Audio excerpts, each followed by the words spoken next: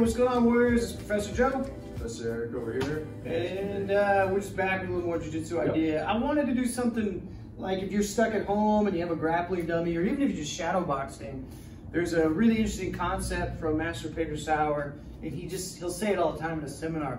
Hold your horses. Man, why don't you hold your horses?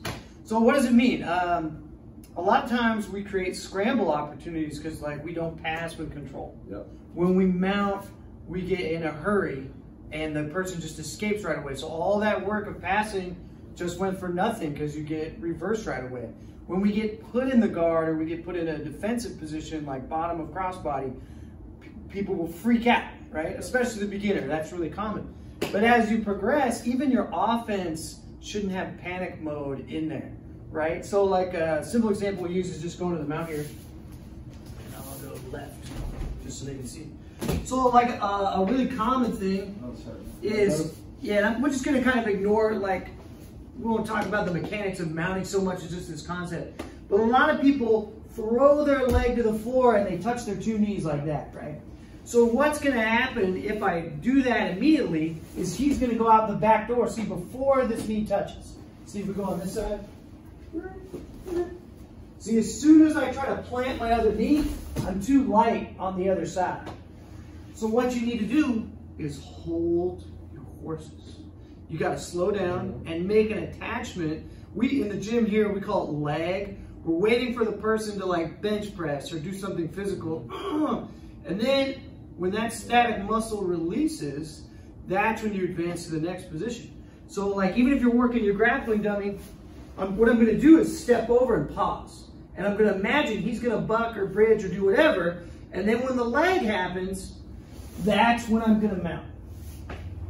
Because that's gonna eliminate the possibility to escape. Because you can only really escape easily if I rush it. Yep. And so you wanna start to find ways to slow things down and hold the position. Another easy example would be like, say you put me in guard. See what happens, you got swept, you got flipped, you got put in guard, and now first thing you do is immediately you're gonna try to escape. And what's gonna happen? I'm gonna get my posture broken, I'm gonna get demolished.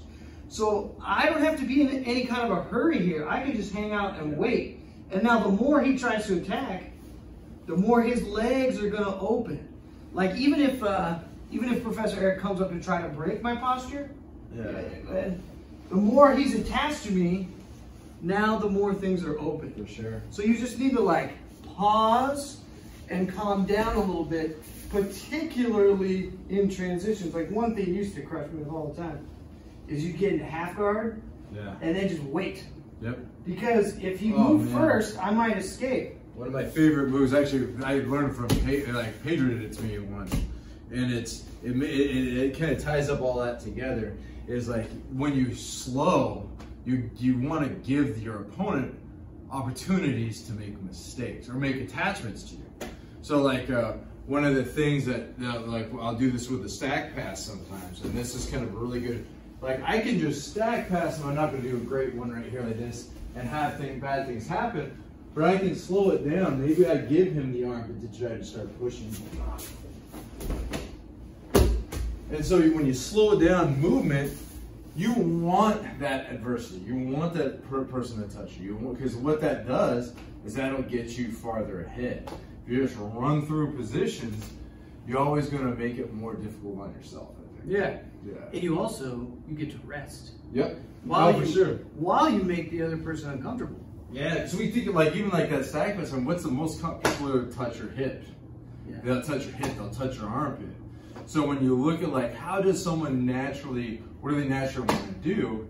You can allow that to occur and get yourself like farther ahead. I remember like our old teacher just talked about like smash the arm, like break the wrist or something like that. But you look at like things, it's very common. You know, just like with the stack pass, just a great example of it. But it's very common. Like people will try to touch the armpit. Sometimes they try to touch the hip. But see how it allows all these different opportunities for me to get farther ahead than I would have before. You know what I mean? And that's Same with the mount. Oh yeah, I mean, right? Like if we look, sure, go back to absolutely. that. If I'm lucky and and I just mount real fast, right? Yeah. Like let's say you're asleep at the wheel. I don't know why. Yeah. Professor Eric would never do that. But I'm gonna mount really fast. Now you have all this stuff to deal with, man. The best chance I have is to get the middle mount. Yeah. So now, I got to deal with all his defense to make a submission happen. Everything's got to move up. But if I'm here and I wait and you try to go and then there's a lag, see now I'm immediately in high mount. A lot of times I get this arm right here. And so you're just pausing the delay of game a little bit to create struggle in the opponent and then take advantage of it. You're not pausing just for the sake of it, although sometimes I do want to rest. But man, you're pausing for control to gain an advantage. That's the reason you slow things down. It'll make your game so much sharper and make you so much sharper mentally. Yeah. In all those situations. And this isn't like Keith Owen uses a colorful term. This isn't to water down jiu-jitsu and make it like wimpier or anything like that. You want to do this stuff when the person is like bucking, like crazy. You get the muscular wrestler guy in the gym. You still do this stuff to that type of person who's rolling. Yeah. Because if it doesn't work there, then you don't know. Like, is it going to work? Yeah, and like, because you think about like somebody if you're like moving like this while they're moving like that, you're giving like their only out that they possibly have. You're calm and controlled and learning how to move with their movement, like making them extend, making them do things like that. Just makes it 100 times easier. Yeah. You know? So if you're at home and you're working on the grappling dummy, like you might be in lockdown like we are here in Portland, Oregon, work on your transitions, getting to mount, doing a sweep, and just see where you can find places to pause. Like, I already showed you one in the mount, hook the foot. Professor went over one on the shoulder stack, depending on what you have. But just start to slow down and be a little more methodical. We had a kid in here, he's a really good wrestler, but in the beginning, I was just throwing him everywhere because when he was doing crossbody transitions, he'd kind of take his weight off. Was it because he'd be in a hurry? Yeah. Yeah. So like you'll see people do this, right? They'll have like a monstrous. Oh, let's get back this one. They'll have like a monstrous crossface. Oh yeah. They'll be here and then they'll go, oh, I'm gonna move. Oh, and like the weight's coming off and on. Yeah. So there's no way I'd be able to keep you there, period. But if the weight is like steady, if I'm here, okay, I'm gonna control this arm, pause, he might try to bother my face, oh, okay, but everything is like easy and settled, you're not gonna have those problems. And what it also does is it makes the person that you're going against, your opponent, have to be more educated to have success. Yeah. And so right there, you cut out 95% of the people that you're going against, right there. You're kind of seeing it's like, if you start trying to be aggressive, you're giving them the puncher's chance. I don't want you to have. I don't want to give you a puncher's chance. I don't want to have a puncher's chance in boxing, man. No. I want to control the situation.